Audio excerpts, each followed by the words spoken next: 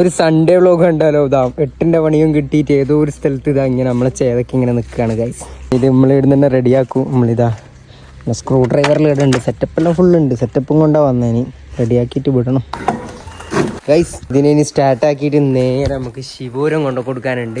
സ്റ്റാർട്ടാവോ ഇല്ലയോ എന്നെല്ലാം നോക്കാം. നമുക്ക് ചെറിയ പണിയും കിട്ടിയിട്ട് വണ്ടി അവിടെ ഇങ്ങനെ നിന്നതിനും സ്റ്റാർട്ടാവാൻ നോക്കാം. വെറുതെ സ്ക്രൂ ഡ്രൈവർ കൊണ്ട് അങ്ങോട്ടും ഇങ്ങോട്ടും തിരിച്ചപ്പോഴത്തേക്കും വണ്ടി മെല്ലനെ സ്റ്റാർട്ടായി.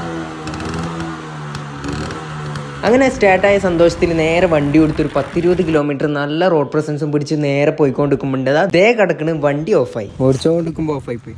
ഇവിടുന്ന് കുറച്ചൊന്ന് തണുത്തിട്ട് ഏറ്റവും ഇതെല്ലാം ഊരി ക്ലീൻ ചെയ്തിട്ടൊന്ന് പോയേക്കാം. ഒരു ചങ്ങായി വിളിച്ചിട്ടുണ്ട്. നമ്മളെ ഫ്രണ്ട് തന്നെ ഇവിടെ ഉണ്ട്. ഒരു പിള്ളേർ കൂടിയിട്ടുണ്ട് നമ്മളിവിടെ.